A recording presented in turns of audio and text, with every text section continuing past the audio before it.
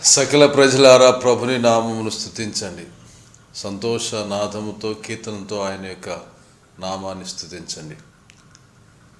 అఖిలాంధ్ర క్రైస్తవ ప్రేక్షకులకు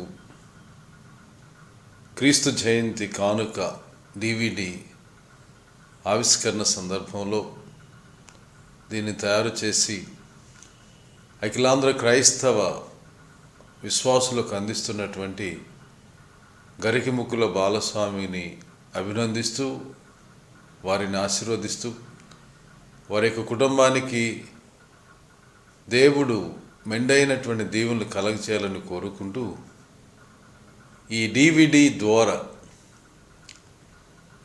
మనం దేవుని స్తుతించేటువంటి స్థితిలో ఉండటమే కాకుండా మరి దృశ్యాలను తిలకించటం మూలంగా కూడా దేవునిలో సంతోషించేటువంటి ఒక గొప్ప అవకాశం కలుగుతుందని నేను విశ్వసిస్తున్నాను.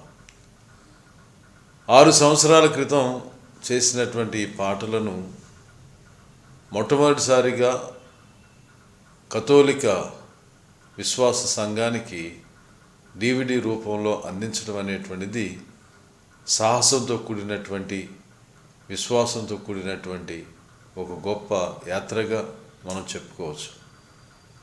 ఇలాంటి సందర్భంలో ఇంకా అనేకమైనటువంటి ఇలాంటి కార్యక్రమాలు చేపట్టి ప్రార్థనలతోనూ, స్తుతులతోనూ, కీర్తనలతోనూ దేవుని స్తుతించేటువంటి ఆ సహకారాన్ని అఖిలాంధ్ర క్రైస్తవ లోకానికి అందించాలని ఆశిస్తూ ఆయన అభినందిస్తున్నాను. ఆదికాండము 1వ అధ్యాయము 18వ వచనం నుంచి మనం చదివినప్పుడు దేవుడు సృష్టిని ఒక సమూల్యమైనటువంటి స్థితిలో ఆయన సృష్టించాడు. 5 రోజుల సృష్టిలో చేసినటువంటి సృష్టి అంతా కూడా సమతుల్యంగా ఉండాలని, ఒకలాంటి హార్మనీ ఉండాలనేటువంటి దేవుని యొక్క సంకల్పం. ఈ హార్మనీ, సమతుల్యం ఉండటం మూలంగా మనిషి కూడా ఆహ్లాదకరంగా ఉంటూ అందరి కలిసిపోయేటువంటి స్థితిని కలిగి ఉంటాడు.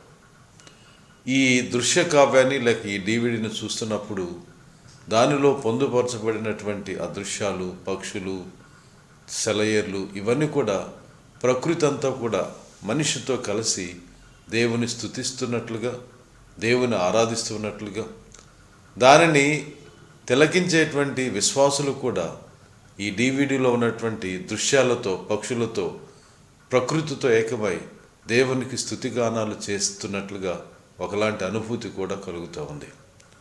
మనిషి ఒక్కడే దేవునికి స్తుతి స్తోత్రాలు, కీర్తనలు అర్పించటం కాకుండా ప్రకృతితో కలిసి దేవుని ఆరాధించాలి.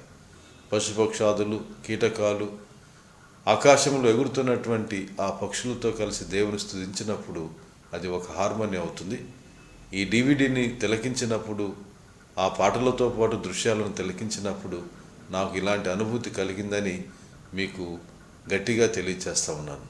మరొకసారి ఈ గరికిముక్కుల బాలస్వామి గారిని అభినందిస్తూ, దీని మూలంగా మనం ఆధ్యాత్మికంగా విశ్వాసంలో పెరగాలని ఆశిస్తూ, మరి ఇలాంటి సాహస కార్యక్రమాలు ఇంకా ఎన్నో చేయాలని, దానికి మనందరం కూడా రకరకాలుగా సహాయాన్ని అందించాలని కోరుకుంటూ, మరి ఈ క్రిస్మస్ పండుగ సందర్భాలలో ప్రభు యొక్క శాంతి, సమాధానం వ్యక్తిగా హృదయాలలో, కుటుంబంలో, సమాజంలో ఉండాలని కోరుకుంటూ మరొకసారి అభినందనలు తెలియజేస్తా ఉన్నాను.